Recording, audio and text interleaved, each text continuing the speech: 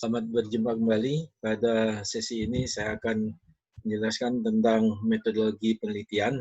Ini merupakan bagian dari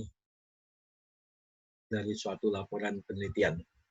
Apa saja yang akan kita bicarakan dalam metodologi penelitian adalah sebagai berikut, yaitu adalah lokasi penelitian, kemudian waktu penelitian, kemudian populasi, dan sampel. Ya.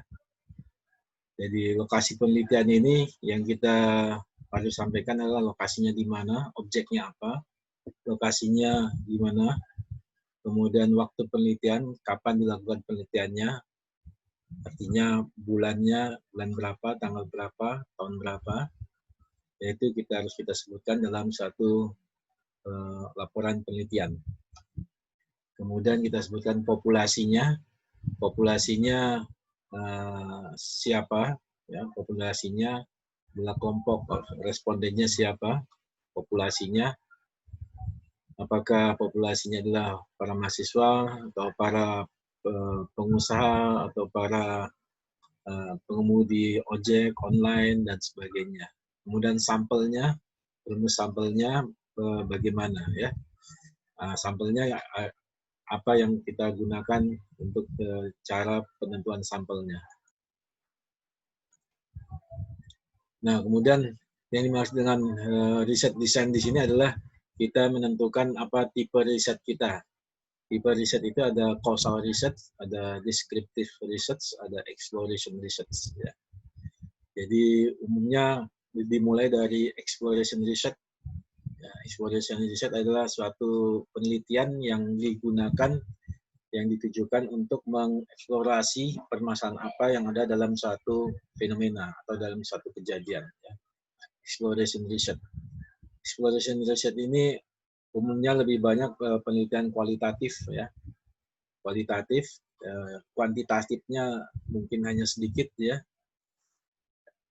Jadi dia lebih banyak menggali apa permasalahan dari penelitian. Ya. Kemudian descriptive research. Descriptive research adalah penelitian yang mendeskripsikan tentang suatu objek, ya. Contohnya misalkan dengan menggunakan nilai rata-rata, dengan menggunakan nilai standar deviasi, kemudian jumlah sampelnya, kemudian keragaman sampelnya, ya. Jadi sifatnya deskriptif, ya. Persentase juga bisa digunakan, ya. Menggunakan tabulasi, ya, menggunakan diagram batang atau menggunakan diagram pie, ya, jadi sifatnya deskriptif, ya. Ya, antara deskriptif dan exploration ini ada setipis sekali perbedaannya, ya. Exploration umumnya adalah qualitative research, deskriptif ini sudah mengarah ke quantitative research, ya. Tapi belum yang menggunakan yang metode yang multivariat, ya. Nah, kemudian dilanjutkan dengan causal research. Causal research ini adalah suatu penelitian yang meneliti tentang sebab dan akibat, ya. Umumnya adalah dengan menggunakan model-model regresi atau multiple regresi atau regresi berganda. Ya. Causal research. Jadi ada dependent variable sebagai Y-nya dan ada independent variable-nya sebagai X-nya, ya. Model-model penelitian causal research ini banyak sekali yang digunakan oleh para peneliti untuk meneliti berbagai macam fenomena dan berbagai macam kasus, ya. Dengan variabel X-nya bisa 1, bisa 2, bisa 3, dan sebagainya, ya. Kemudian causal research ini berkembang lagi, ya, di dalam model multivariat, ya. Salah satu modelnya tadi itu adalah model regresi, ya. Nah, model yang lainnya adalah model diskriminan analisis, ya. Itu juga model causal research, ya, yang untuk menentukan suatu model dari suatu kejadian. Nah, causal research ini kemudian berkembang lagi menjadi metode yang disebut dengan path analysis, di mana pengaruh variabel tersebut saling berinteraksi dalam analisis jalur atau PAT. Nah, kemudian berkembang lagi dengan ditambahnya indikator-indikator dari setiap variabel, yaitu yang disebut dengan SEM, Structural Equation Modeling. Jadi semuanya berkembang dari regresi yang sangat sederhana atau multiple regresi. Ya, berkembang menjadi path analysis, berkembang lagi menjadi structural equation modeling atau SEM. Nah, demikian sehingga model-model tadi itu berkembang ya. Nah, causal research ini termasuk penelitian yang kuantitatif ya, karena menggunakan data-data kuantitatif ya. Dan umumnya penelitian kuantitatif ini adalah untuk pembuktian suatu hipotesa. Hipotesa. Dalam exploration research itu adalah perumusan untuk merumuskan suatu hipotesa umumnya. Jadi antara penelitian exploration research, descriptive research, dan causal research itu sebetulnya ada kesinambungan ya. Pertama-tama orang meneliti tentang bagaimana merumuskan suatu hipotesa, kemudian mendeskriptifkannya, kemudian memfokuskan pada hal-hal kejadian yang sebab dan akibat. Nah, dari penelitian kualitatif menjadi penelitian yang kuantitatif. Bertahap seperti itu ya, sehingga mendapatkan suatu hasil kesimpulan bahwasanya suatu X berpengaruh terhadap suatu Y. X-nya bisa bermacam-macam, Y-nya juga bisa bermacam-macam, tergantung dari fenomena dari suatu penelitian. Nah, kemudian X-nya juga berkembang, bisa banyak, bisa dalam bentuk jaringan, dalam bentuk path, ya. Kemudian Y-nya pun juga bisa banyak dalam bentuk jaringan, ya, dan sebagainya, ya. Kemudian berkembang membentuk suatu model. Model itu adalah untuk menggambarkan suatu fenomena yang terdiri daripada banyak variabel yang saling berinteraksi. Ya, jadi tipe dari penelitian ini harus kita tentukan dalam penelitian kita tentukan penelitian ini adalah penelitian yang bagaimana. Dalam beberapa literatur, causal research pun dibagi lagi menjadi berbagai macam, ya. Kemudian deskriptif juga berbagai macam, kemudian exploration research juga dibagi lagi. Itu perkembangan dari ilmu statistik ya dan ilmu metodologi penelitian ya. Ya tentunya untuk kita yang masih awal atau yang masih baru dalam bidang penelitian, ya kita cukup mengetahui bahwasanya ada secara umum, secara garis besar itu ada 3 tipe penelitian ya. Kemudian penelitian pun bisa juga dibedakan antara field research dan laboratory study. Field research adalah penelitian yang kita lakukan di lapangan. Ya. Sedangkan laboratory study atau experimental study adalah penelitian yang kita lakukan di laboratorium. Ya. Umumnya kalau penelitian yang sosial itu umumnya adalah dilakukan dengan field research. Tapi ada sebagian juga yang dilakukan dengan eksperimental, seperti penelitian dalam bidang pendidikan, penelitian dalam psikologi. Ya, penelitian dalam bidang manajemen umumnya adalah field research. Artinya mereka mengambil data di lapangan, kemudian mengcompiling data dari data di lapangan dengan menggunakan formulir pengamatan, dengan menggunakan kuesioner, dengan menggunakan wawancara. Nah, itu harus kita sebutkan jenis penelitian kita itu. Jadi, apakah riset causal field research gitu, atau riset causal laboratory, dan sebagainya. Kemudian sampling. Nah, sampling, sebelum sampling adalah populasi. Ya, populasi adalah kumpulan dari bagian besar dari objek yang akan kita, objek atau subjek dari yang akan kita teliti. Ya. Nah, karena tidak mungkin kita mengambil data dari semua anggota populasi tadi, maka kita harus membuat suatu sampling. Sampling itu artinya kita mengambil seberapa banyak pada pengelompokannya, di mana pengelompokan itu mewakili dari populasi. Nah, oleh karena itu untuk penentukan sampling pun juga ada caranya. Ya. Nanti kita masuk ke bagaimana penentuan sampling. Yang paling umum yang paling mendasar adalah sampling itu harus mewakili dari populasi. Nah, sampling pun juga bisa dalam pengelompokan atau kita sebutkan dengan grup ya, sampling group ya.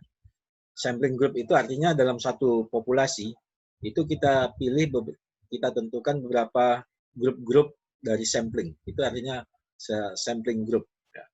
Kemudian ada juga sampling yang individu dari satu populasi atau dari suatu perkumpulan, dari suatu organisasi. Ya kita mengambil samplingnya adalah para pegawai atau para stakeholder yang ada di perusahaan tersebut. Kemudian kita sebutkan pula dalam riset design kita sebutkan data kita ini adalah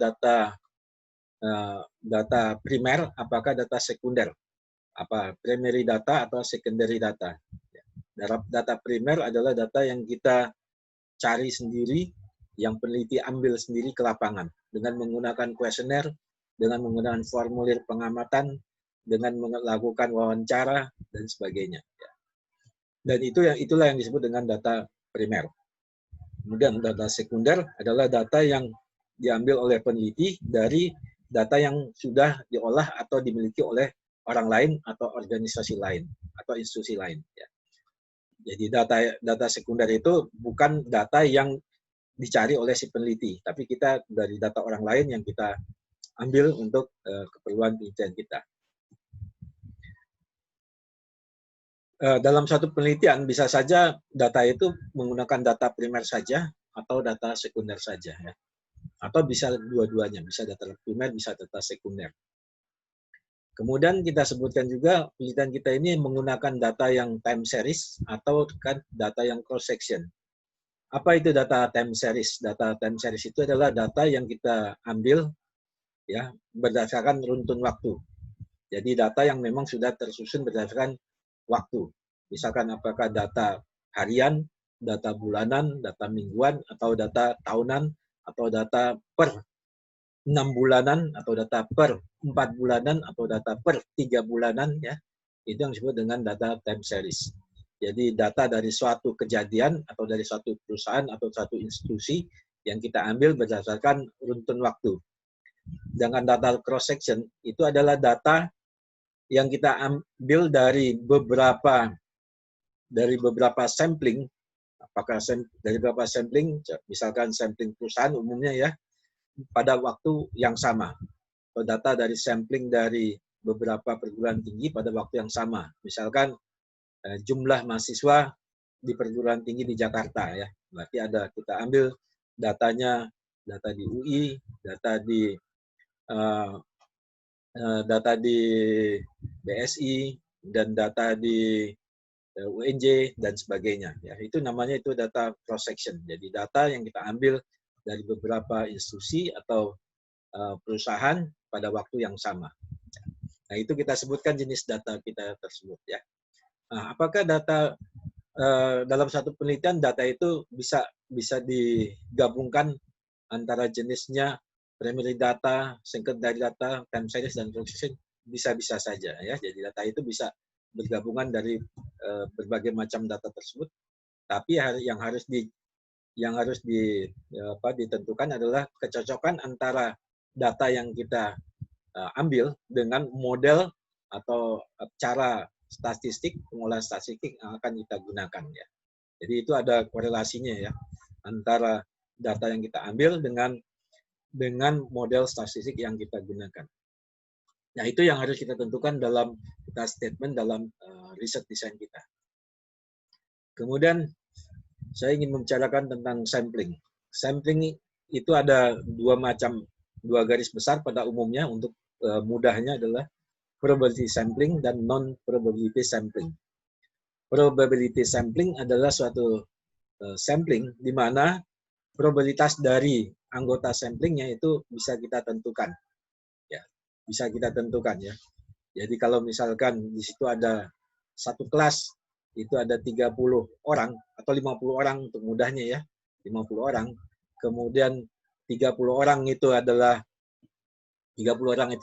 anak laki-laki, maka probabilitas sampling dari anak laki-laki itu adalah 30/50 ya. Jadi probabilitasnya. Kemudian masing-masing anak laki-laki, masing-masing anak atau masing-masing mahasiswa itu dalam kelas tadi yang 50 kelas tadi, berarti dia probabilitas saja 1/50 ya. Jadi masing-masing mempunyai probabilitas yang sama, yang bisa ditentukan. Nah, itu yang disebut dengan probability sampling. Yang termasuk dalam probability sampling itu adalah sampling acak sederhana atau yang kita sebut dengan simple random sampling.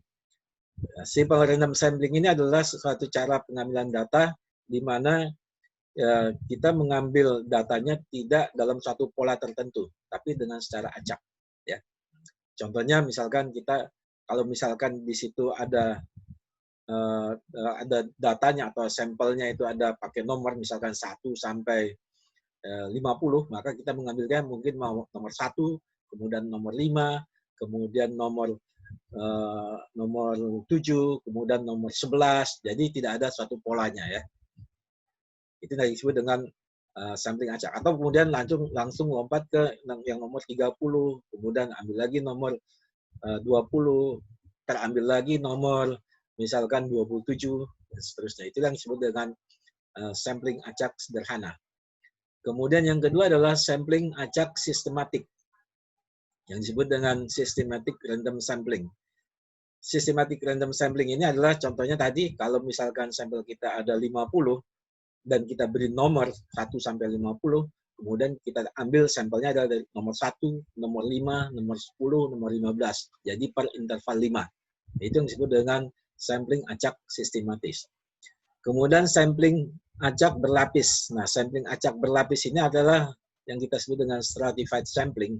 Contohnya kita mengambil, misalkan tadi satu kelas itu ada 50 anak, kemudian 30 adalah mahasiswa laki-laki, 20 mahasiswa perempuan, maka sampling acak berlapisnya dari 30 anak itu kita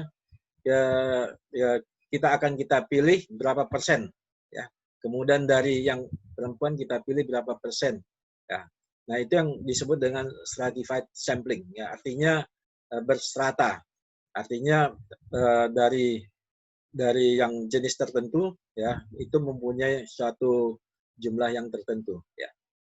Atau stratified sampling itu bisa juga dari tingkatan umur. Jadi tingkat umur antara misalkan 30 sampai 40, 40 sampai 50, 50 sampai 60 dan seterusnya. Itu kita tentukan berapa persen atau berapa bagian yang menjadikan sampel kita. Umumnya dalam penelitian sosial, ilmu sosial itu orang lebih suka dengan sampling acak sederhana ya.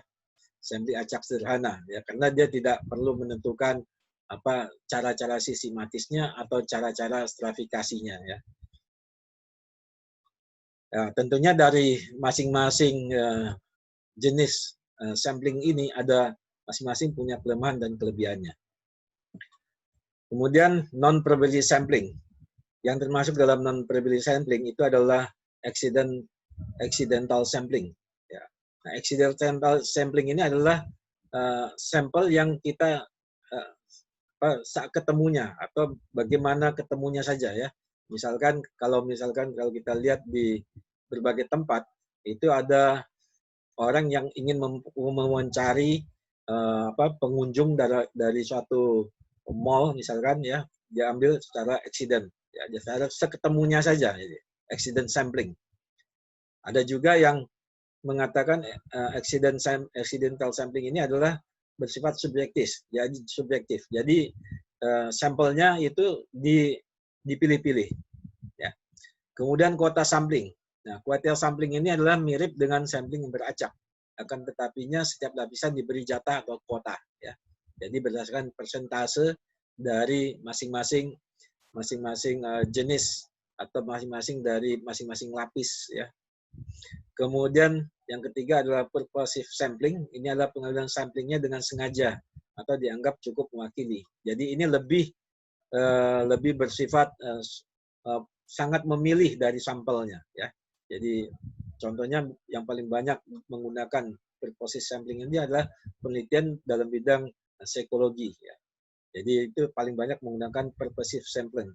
Artinya dia mengambil sampel respondennya itu adalah tertentu ya. Jadi tidak bisa mengambil randomnya sembarangan. Nah, kemudian purposive sampling ini juga bisa diartikan mengambil datanya itu mengambil respondennya itu sesuai dengan kebutuhan. Butuhnya sampelnya dari golongan apa, dari umur berapa, dari gender apa, ya. Nah, itu juga bisa masuk purposive sampling, ya. Nah, kemudian akan tapinya dari banyak perkembangan peneliti-peneliti ini melakukan penelitian, ini ada mencampur adukan antara non probability sampling dengan probability sampling, ya. Jadi ada yang mengatakan ini adalah samplingnya adalah sampling acak sederhana dengan cara purposif, ya. Berarti itu bukan lagi probability sampling dan juga bukan lagi non probability sampling. Jadi dalam satu penelitian itu tidak bisa kedua jenis sampling ini dicampur adukan, ya. Jadi harus jelas, harus jelas. Ini penelitian ini adalah menggunakan probability sampling atau non probability sampling, ya. Umumnya non probability sampling itu jumlah respondennya tidak lebih dari apa yang ditentukan dalam probability sampling. Dalam probability sampling itu menganut aliran bahwasanya harus memenuhi syarat statistik, yaitu memenuhi distribusi normal. Minimal jumlah sampelnya adalah 30. Sedangkan pada non-probability sampling, jumlah sampelnya tidak diharuskan sampai 30. Biasanya kurang dari 30. Bahkan ada jumlah sampelnya sampai 5 dalam purposive sampling. Nah, demikian penjelasan dari sampling dan non-probability sampling. Kemudian di dalam menggunakan pengambilan data dengan menggunakan data primer, itu biasanya peneliti menggunakan kuesioner. Untuk membuat satu kuesioner itu digunakan berbagai macam skala pengukuran. Itu yang kita sebut dengan jenisnya adalah ada nominal scale, ada ordinal scale, kemudian ada interval scale, ada ratio scale. Bagaimana sifat-sifatnya? Nominal scale itu mempunyai karakteristik itu indicated not order. Artinya angka itu tidak menunjukkan suatu tingkatan-tingkatan, ya. Jadi skalanya itu tidak menunjukkan tingkatan-tingkatan. Kemudian no distance relationship, tidak ada kaitannya antara nilai yang satu dengan nilai yang lainnya. Kemudian no arithmetic origin, tidak ada titik nol yang asli, titik nol yang mutlak. Kemudian dia hanya just count. Nah, contohnya adalah contoh dari nominal scale ini adalah nomor dada pelari misalkan, ya. Kemudian kalau misalkan pada contoh di slide ini adalah yang menunjukkan male atau female. Male itu bisa 1, female itu bisa 2, ya. Jadi hanya just count. Atau tunjukkan departemen Anda. Nah, departemen Anda itu adalah 1 production, 2 sales, 3 accounting, 4 finance. Ini juga just count, ya. Jadi ciri khas dari nominal scale itu tidak bisa dijumlah, tidak bisa dilakukan operasi aritmatik, ya. Jadi aritmatik itu adalah tambah, kurang, kali, bagi, pangkat, ya. Itu tidak bisa dilakukan seperti itu. Itu yang disebut dengan nominal scale. Makanya itu disebut dengan just count. Kemudian ordinal scale. Nah, ordinal scale ini ciri khasnya adalah indicate order. Jadi A lebih besar daripada B, lebih besar daripada C, atau A lebih kecil dari B, lebih kecil dari C, ya. Jadi ada indicate order. Kemudian indicate order sudah, ya tadi. Kemudian no distance relationship, akan tapinya tidak ada kaitannya antara nilai satu dengan nilai yang lainnya, ya. Dia hanya menunjukkan apakah lebih besar ataukah lebih kecil, ya. Kemudian no arithmetic origin, ya, jadi tidak mempunyai titik nol mutlak. Nah, contohnya yang menunjukkan ordinal scale itu adalah tunjukkan kota-kota padat di Indonesia. Jadi untuk tunjukkan kota-kota padat di Indonesia itu adalah 1 misalkan Jakarta, 2 Surabaya, 3 Medan, 4 Bandung, 5 Bogor, ya. Nah, itu tentunya di sini adalah selisih antara jumlah penduduk Jakarta dengan Surabaya itu tidak sama dengan Surabaya dengan Medan, atau dengan Medan dengan Bandung, atau Bandung dengan Bogor. Jadi intervalnya itu tidak sama, ya. Tapi dia menunjukkan indicate order, ya. Tapi tidak ada hubungan antara tingkatan yang satu dengan tingkatan yang lain, ya. Ya, jadi dia hampir hampir mirip dengan nominal skill, akan tetapinya dalam ordinal skill ini dia sudah lebih ke arah kuantitatifnya lebih jelas ya. Jadi lebih terasa dia bersifat kuantitatif ya, kuantitatifnya. Jadi jumlah ya, ranknya itu menunjukkan mewakili daripada jumlah penduduk dari masing-masing kota. Itu adalah ordinal skill. Kemudian interval skill. Nah, interval skill ini adalah di mana dia indicate order. Jadi ada gradasinya dari kecil ke besar, dari 1, 2, 3, 4, 5. Kemudian ada distance jarak, artinya dari skala yang satu dengan skala yang lainnya itu jaraknya sama atau besarnya sama. Kemudian have arithmetic origin, dan dia mempunyai titik nol atau titik awal yang menentukan skalanya tersebut ya. Kemudian titik awalnya kalau skala dimulai dari 1 ya dari 1, kemudian 2, 3, 4, 5 ya. Interval skill ya. Jadi interval skill itu contohnya adalah menunjukkan order itu adalah misalkan menunjukkan misalkan dari sangat tidak bagus sampai ke sangat bagus ya. Jadi itu menunjukkan interval skill. Jadi dia terasa nilai kuantitatifnya. Adapun yang dicontoh di slide ini adalah misalkan strongly disagree, neutral agree, kemudian strongly agree. Ini sebetulnya bukan masuk interval skill, tapi masuk ke dalam ordinal skill.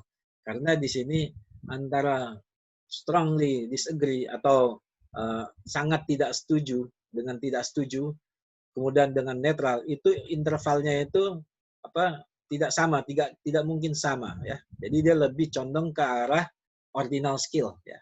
Jadi yang interval skill itu lebih menunjukkan mewakili daripada kuantitatifnya terasa ya, seperti sangat bagus sampai sangat tidak bagus. Jadi kalau sangat bagus itu adalah 5, sangat tidak bagus ada 1 ya. Jadi itu perbedaan antara ordinal skill dengan interval skill. Saya ulangi lagi, untuk ordinal skill itu yang terasanya adalah sifat kualitatifnya, sedangkan pada interval skill adalah yang terasanya adalah sifat kuantitatifnya. Nah, ini yang umumnya digunakan dalam satu penelitian menggunakan interval skill. Tapi ada juga yang menggunakan ordinal skill ya. Oleh karena itu di dalam SPSS itu ada harus kita tentukan, kita setting apakah data kita itu interval skill atau ordinal skill ya. Itu harus ada kita setting di SPSS. Kemudian yang keempat adalah ratio skill. Ratio skill ini adalah ciri khasnya adalah indicate order. Jadi dia menunjukkan gradasi, menunjukkan tingkatan, kemudian mempunyai distance atau jarak dari skala 1 dengan skala berikutnya, kemudian have absolute zero origin. Jadi dia mempunyai titik nol.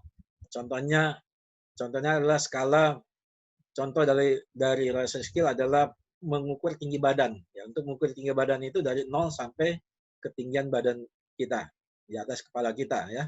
Kemudian pengukuran berat badan, yaitu dari skala 0 sampai berat badan tertentu, apakah 65 kilo, 70 kilo, dan seterusnya ya.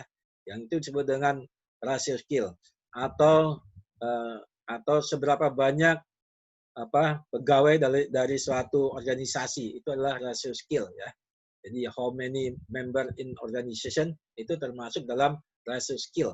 Jadi ratio skill itu lebih kental lagi, kuantitatifnya lebih jelas dibandingkan dengan interval skill. Tapi interval skill itu kuantitatifnya itu mewakili saja, ya, mewakili saja dari ekspresi sejumlah angka tertentu. Ya. Sedangkan ratio skill itu betul-betul mengekspresikan jumlah yang absolutnya. Ya. Berapa banyak biaya untuk produksi, berarti itu masuk ratio skill ya. Berapa banyak mahasiswa atau siswa dalam kelas, itu adalah yang termasuk ratio skill. Jadi dalam satu penelitian itu bisa saja kita menggunakan ordinal skill, interval skill, dan ratio skill ya. Bisa saja kita menggunakan 3 atau 2 atau seluruhnya dari jenis-jenis skala pengukur ini. Nominal skill ini umumnya biasanya digunakan untuk dummy sebagai pengganti dummy variable. Ya. Dummy variable itu adalah variable yang tidak yang variable dummy, variable boneka, ya variable yang untuk mewakili sesuatu yang tidak bisa didefinisikan, ya. Itu adalah dummy variable. Jadi untuk dummy variable umumnya menggunakan nominal scale, ya. Nah, kalau kita menggunakan ordinal scale, tadi sudah saya jelaskan bahwasanya ordinal scale itu adalah untuk penelitian yang sifatnya kualitatif. Oleh karena itu, dalam perkembangan teknik statistik, karena kita di dalam SPSS itu adalah kuantitatif, maka kalau kita menggunakan ordinal scale, maka hasil dari penelitian kita, dari kuesioner kita itu harus ditransformasikan dari ordinal scale ke interval scale. Nah, di dalam SPSS itu kita tidak harus melakukan transformasi tersebut karena software itu sudah langsung bisa menghitungnya, mentransformasikannya ke kuantitatif, ya. Karena di software SPSS itu ada yang harus kita definisikan, apakah data kita itu masuk ordinal scale ataukah interval scale atau ratio scale. Jadi ini yang harus kita setting di SPSS supaya penggunaan angkanya, penggunaan data kita itu ada dalam satu jenis yang sama. Nah, itulah jadi bagian dari metode penelitian yang harus kita tampilkan dalam bab 3, ya. Jadi kita kembali lagi, kita tentukan lokasi penelitiannya, waktu penelitiannya, populasinya, jenis risetnya, kemudian samplingnya, primary data, kemudian jenis data time series, kemudian jenis samplingnya, kemudian skala pengukurannya. Ini harus jelas, karena dalam metodologi penelitiannya ini adalah yang akan mewujudkan atau yang akan menjadikan penelitian kita itu bisa berguna atau tidaknya itu tergantung dari metodologi penelitian yang kita pakai. Nah, demikian penjelasan saya pada kesempatan ini untuk metodologi penelitian yang kaitannya dengan bab 3 dari laporan penelitian.